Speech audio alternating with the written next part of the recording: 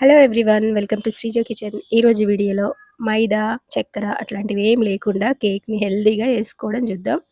దీంట్లో నేను బెల్లం వేసి చేసిన అనమాట. చాలా చాలా టేస్టీగా ఉంది.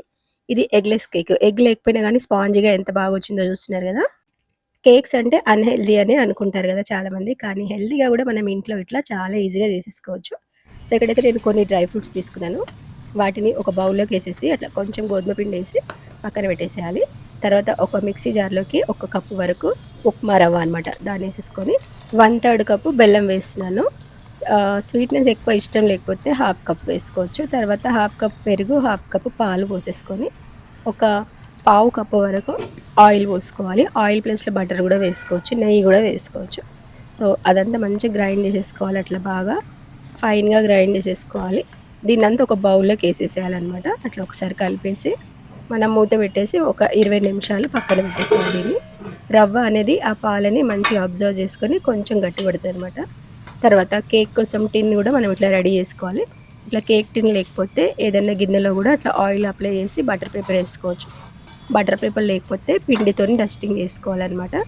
తర్వాత కుక్కర్లో కొంచెం సాల్ట్ వేసి ఒక చిన్న గిన్నె పెట్టేసిన నేను. ఇక్కడ మనకి ఓవెన్ ప్లేస్లో ఈ కుక్కర్ మంచిగా పనిచేస్తుంది అనమాట. ఈ కుక్కర్ పైన మూతకి విజిల్ అనేది పెట్టకుండానే మనం స్టవ్ పైన పెట్టేసేయాలి. తర్వాత దీన్ని సిమ్లో పెట్టేసి 10 నిమిషాలు ప్రీహీట్ చేసుకోవాలి. ఇప్పుడు రవ్వ కొంచెం నానింది కదా, ఒక 20 మినిట్స్ తర్వాత చూసినారు కదా, దీంట్లోకి మనము ఇంకా కొన్ని ఇంగ్రీడియంట్స్ యాడ్ చేసుకోవాలి. ఇక్కడ నేను గోధుమ పిండి ఒక 2 టేబుల్ స్పూన్ అంటే ఒక పావు కప్పు వరకు వేస్తున్నాను. తర్వాత 1 spoon baking powder, half spoon baking soda, చిటికెడు ఉప్పు వేసేసుకొని దీన్ని ఇట్లా జల్లించాలి. ఇట్లా ఈ పిండి యాడ్ చేయడం వల్ల రవ్వ కేక్ అనేది పొడి పొడిగా రాకుండా మంచిగా వస్తుంది అనమాట, స్పాంజీగా. సో ఫ్లేవర్ కోసం ఇక్కడ వెనిలా ఎసెన్స్ కూడా ఒక హాఫ్ టీ స్పూన్ వేసేసుకొని దీనంతా కట్ అండ్ ఫోల్డ్ మెథడ్లో అట్లా కలిపేసుకోవాలి. So baking soda, baking powder లాస్ట్లోనే వేసుకోవాలి, ఎప్పుడైనా ముందే వేసేయద్దు. ఇప్పుడు దీంట్లోకి ముందు డ్రై ఫ్రూట్స్ ఇట్లా కొంచెం పిండి వేసి పెట్టినా కదా, వాటిని కూడా వేసేసుకోవాలి.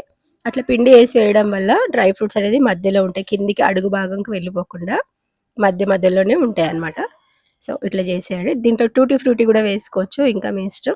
సో నేనైతే ఇట్లా డ్రై ఫ్రూట్స్ వేసినాను అనమాట. తర్వాత కేక్ టిన్ రెడీ చేసుకున్నాం కదా, దాంట్లోకి ఈ బ్యాటర్ని అంతా వేసేసేయాలి. తర్వాత దీన్ని ఒకసారి అట్లా ట్యాప్ చేసి పైనుంచి కూడా కొన్ని డ్రై ఫ్రూట్స్ని వేసేసుకోవాలి. వేసేసి ఇప్పుడు ప్రీహీట్ చేసుకున్న కుక్కర్ ఉంది కదా, దాన్ని మూత తీసేసి దీన్ని స్లోగా అట్లా పెట్టేసేయాలి. పెట్టి ఇంకా మూత పెట్టేసి మనం ఒక 35 to 40 మినిట్స్ బేక్ చేసుకోవాలి. సిమ్లోనే పెట్టేసేయాలన్నమాట.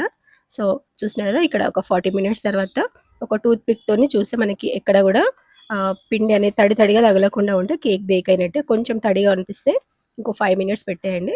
ఈ కేక్ని తీసిన తర్వాత చల్లైన తర్వాత డీమోల్డ్ చేసుకోవాలి. నేను చాకుతోని అట్లా సైడ్కి అనకముందే అది ఉట్టిగానే ఇట్లా ఊడొచ్చేసింది. చూసినది అంటే కేక్ పర్ఫెక్ట్గా బేక్ అయిందనమాట. ఓవెన్ లేకపోయినా సరే మనం అట్లా కుక్కర్లో వేసుకుంటే చాలా ఈజీగా వచ్చేస్తుంది కేక్ కూడా. ఇట్లా హెల్తీగా మనం ఇంట్లోనే వేసి పిల్లలకు పెట్టేసేయచ్చు, చాలా చాలా బాగుంటుంది. ఇప్పుడు క్రిస్మస్, న్యూ ఇయర్ కూడా వస్తుంది కదా, ఇట్లా మనం ప్లమ్ కేక్ లాగా ఈ కేక్ని ట్రై చేయొచ్చు, చాలా చాలా టేస్టీగా ఉంటుంది. సో ఈ వీడియో నచ్చితే కనుక తప్పకుండా లైక్ చేయండి, షేర్ చేయండి. అండ్ ఫస్ట్ టైం నా ఛానల్ని చూస్తున్న వాళ్ళు సబ్స్క్రైబ్ చేసుకోండి. ఇక్కడ వరకు వీడియో చూసిన వాళ్ళందరికీ చాలా చాలా థ్యాంక్స్. మళ్ళీ ఇంకో మంచి వీడియోతో మీ ముందుకు వచ్చేస్తాను. అంతవరకు బాయ్ బాయ్.